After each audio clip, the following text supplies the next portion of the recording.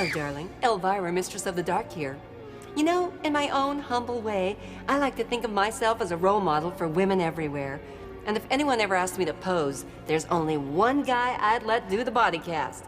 His name is Stan Winston, and he's the creature creator who put the bite in the Alien Queen and invented the sexy female Terminator who made even Arnold Schwarzenegger wonder if he'd be Bach.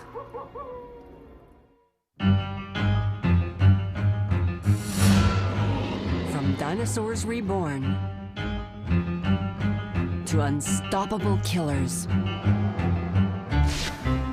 and from misunderstood misfits to terrifying space aliens. Four-time Academy Award winner Stan Winston has blazed a terrifying trail to the outer limits of special effects and makeup design. At his workshop in Van Nuys, California, Winston and his team have breathed life into some of the scariest movie menacers in history. A monster fan since childhood, Stan learned his craft as an apprentice at Disney Studios. In 1973, he opened his own makeup studio and special effects house. And since then, an endless stream of awe-inspiring hellraisers have jumped out of his workshop and onto movie screens. The things that I've done in my career, for me, are not about special effects. It's not about makeup effects or CGI effects. It's about creating characters for film. I look at it and attack it as I would as if I were an actor and say, what do I want to look like? What would be the makeup if it were to be a makeup? And then how does he act? What's his performance?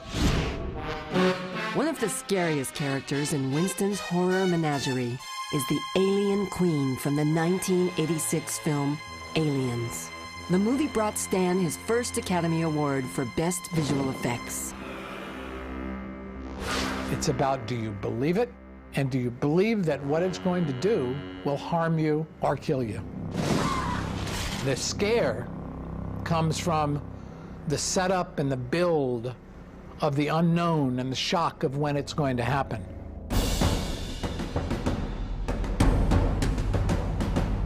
In 1984, Winston began a long association with the Terminator films when he was hired to develop the endoskeleton for Arnold Schwarzenegger's robotic hitman. For years, artists have been afraid of technology.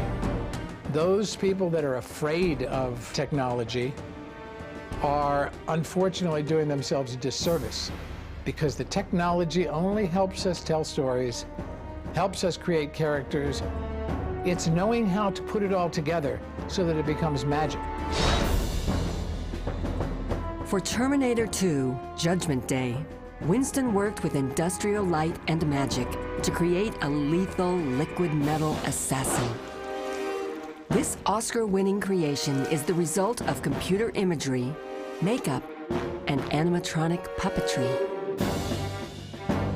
For Terminator 3, Winston Studios also used computers to design the inner core of TX, a powerful cyborg killing machine who does battle with the Terminator. It had to fit inside the body of a woman. We use a computer as a tool, and we can design something that's perfect. And she did fit inside the body of a really wonderful character, the TX created by Kristana Loken. And here is this high-tech machine made out of a super alloy that has weapons, that is covered with a liquid metal, that can change its veneer and also kick Arnold's butt. Another monster masterpiece of Winston's is this outer space bad boy, the Predator. The Predator is one of my favorite characters. I saw some artwork of this Rastafarian warrior, and I went, that's actually a great springboard of what we can do to create this Predator, is this alien Rastafarian warrior.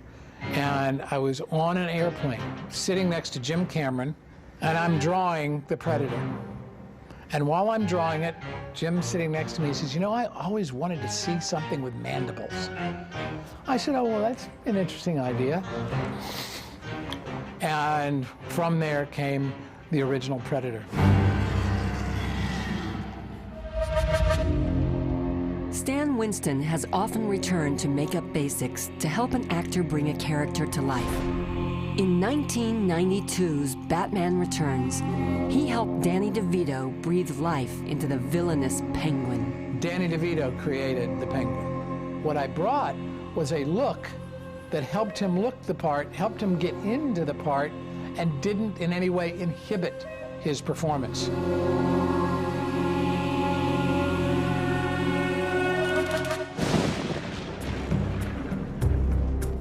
Winston's dedication to excellence and a desire to amaze his fans have continued to inspire him to push the boundaries of his imagination. I can't go to the book of how is it done, because it hasn't been done before. Therefore, you put yourself at risk, because there's a good chance you're going to fail, because you don't really know how you're going to do it because you haven't done it before. But that's the joy of it. For 1993's Jurassic Park, director Steven Spielberg demanded nothing less than perfection in creating ultra-real dinosaurs. I would say if I had to pick out probably the most memorably enjoyable film that I've been on, it would have to be Jurassic Park, and it's interesting to even be able to say that, considering it's probably the most difficult film and most challenging as far as what we had to create that had never been created before. When Steven Spielberg talked to me, he said, well, you've done a 14-foot alien, you think you could do a 25-foot dinosaur? Working side by side with Steven Spielberg and having fun and going, well, could we do this? Yeah, let's try that. Like a couple of kids.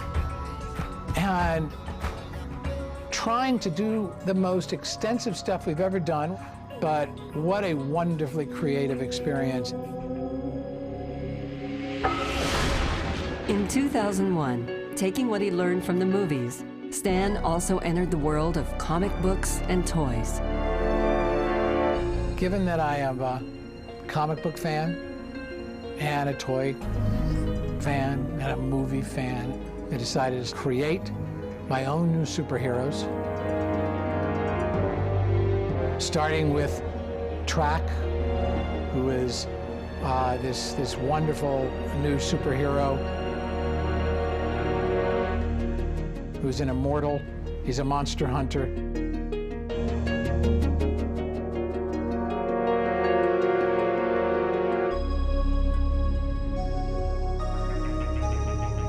And he is hunting throughout time this ultimate monster who is in fact the creator of all monsters of all time. A character by the name of Vakul.